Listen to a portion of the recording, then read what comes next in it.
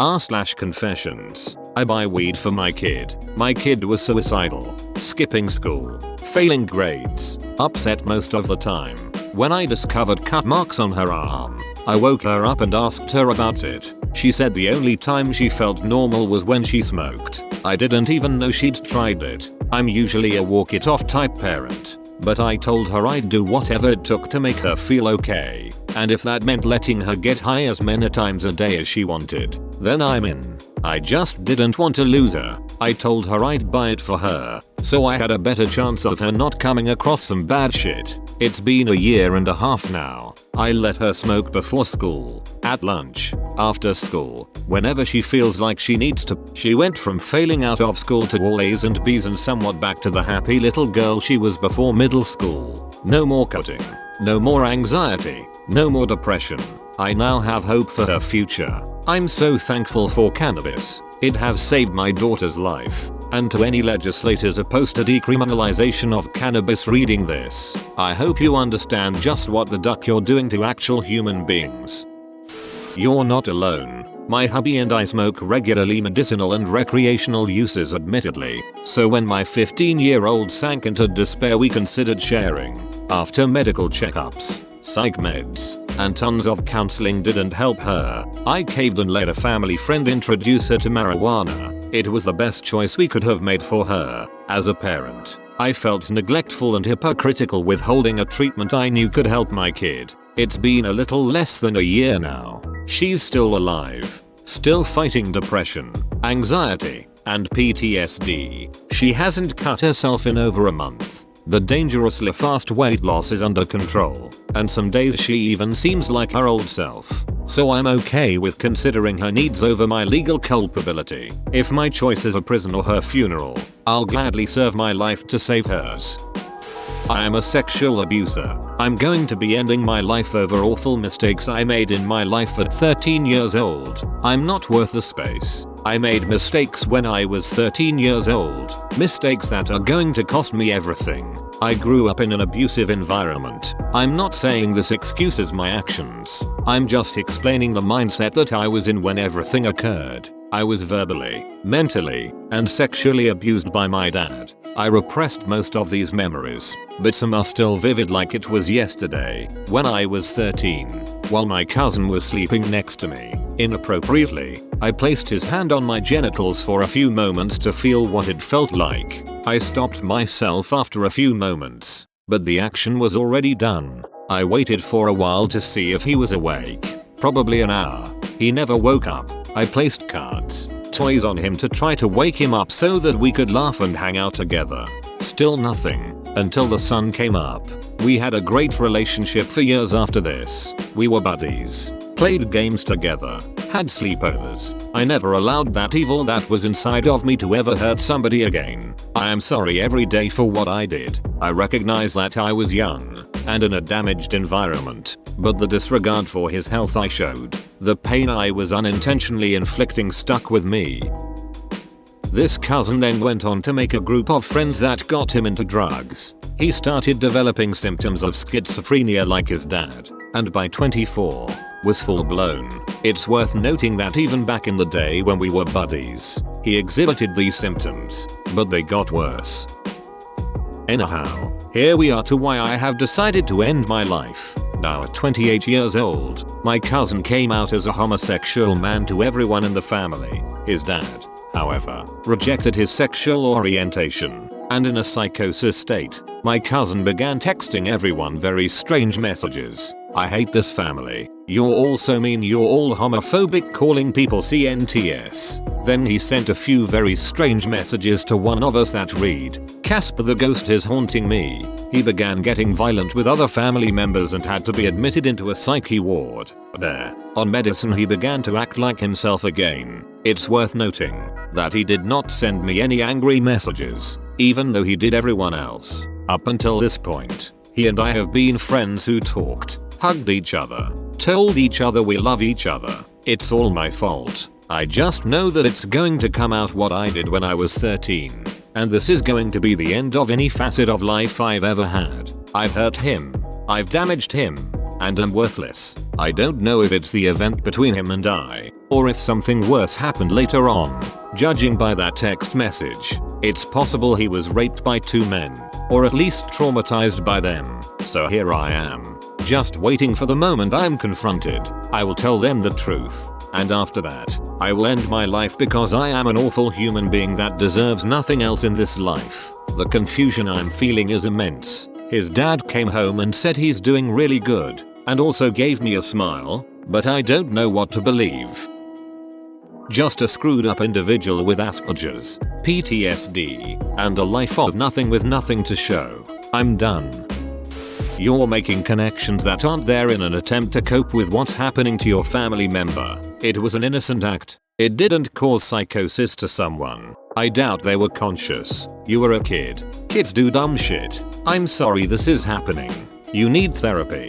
You really think I'm just making connections to cope? I also overheard my parents having a discussion where my dad was for some reason blaming himself. I guess because of the text messages. But my mind is making me wonder if he blames himself for raising me that way. My family has been having private conversations and whispering about things. It has just made me so paranoid and convinced me it's all exploding. I just wish I had been smarter, more wise, less damaged. I do need therapy, but if this blows up I don't think I'll be able to continue. Thank you for your kindness. Okay, there is a family history of schizophrenia. Please seek immediate psychiatric help. You are not thinking clearly. You have done so little wrong to have caused all of this and you were 13. You ending your life won't make it right, but you need to seek help immediately. You deserve so too. Your cousin deserves it as well. Do I sound that bad? I'll admit my paranoia is monumentally high right now. Before this it was okay, but now I'm watching every facial reaction, every interaction, worried about every conversation, hearing parts of the conversation and trying to replay it in my head until I understand. I want help. I'm just so scared of having hurt someone, having everyone hate me. He's using the word rape, so I'm highly concerned as to what's being said, who may have done what. None of this is your fault. You're not a bad person for making one bad decision that you instantly regretted when you were 13. What most likely happened is that you had nothing to do with what her cousin is going through and he doesn't even remember what you did. Loose connections and small mistakes aren't worth losing your life over OP. I hope not. I hope I didn't cause his pain, and that in the end I'm the only one who has to live with this pain. For so long, I replayed that time in my head back. There wasn't even a moment for over an hour it seemed he was awake. I'm scared to even imagine that if he doesn't know what the worst things that happened to him are. I'm also very paranoid because I overheard my dad blaming himself for me possibly, and my mom telling him it wasn't his fault. That and my family tells me nothing and is very secretive. If this blows up, I don't think I'll be able to keep going. I appreciate your kind words.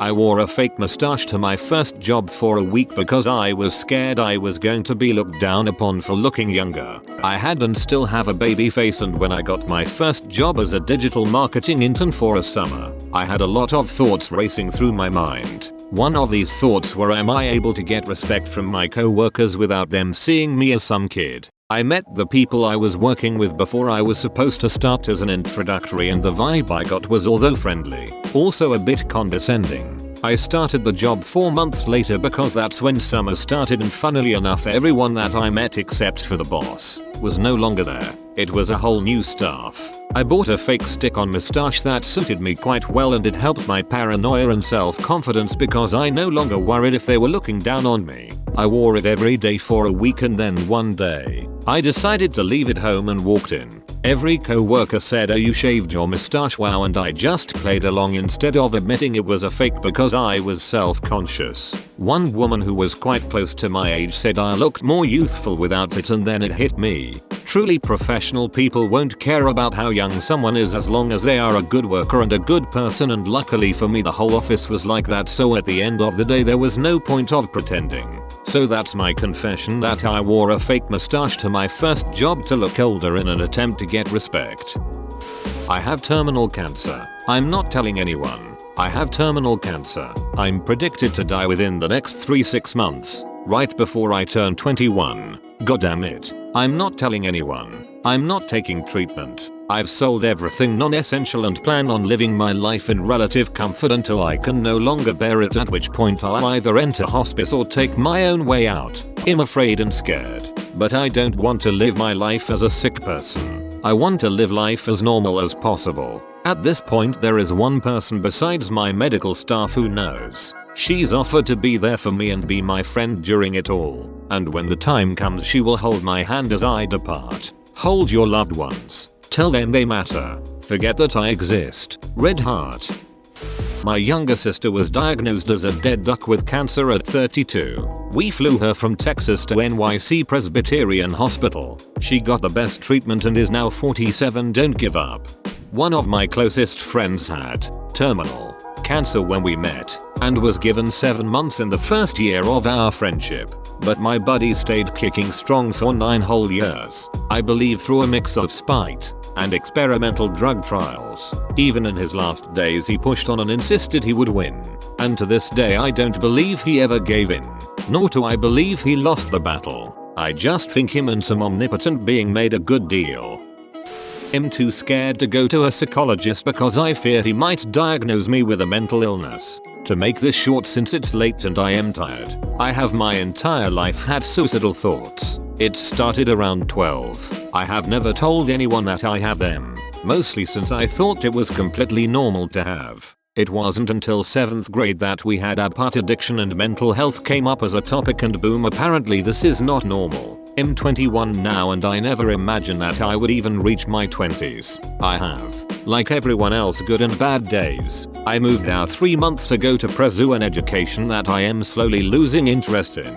I have noticed that since I live alone I have some habits that didn't show when I lived home. I sleep as if I can get away with it. Almost all day. I skip meals, never dinner though. But sometimes dinner is stuff like apple, some oranges, eggs. It happens more often than I like to admit. I'm overweight but I want to do exercise, but when I want to get up my ass it all seems useless. I don't have many friends at the place I moved. Even though I want to go to some meeting we have over at the place I live, I set my mind for it. Then the time comes I chicken out. I barely do homework.